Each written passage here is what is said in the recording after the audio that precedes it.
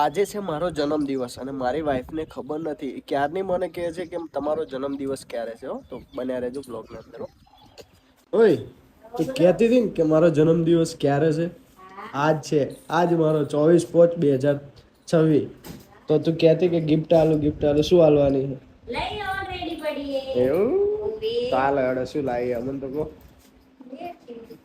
રે મજબૂત હોનાની ના લાવે.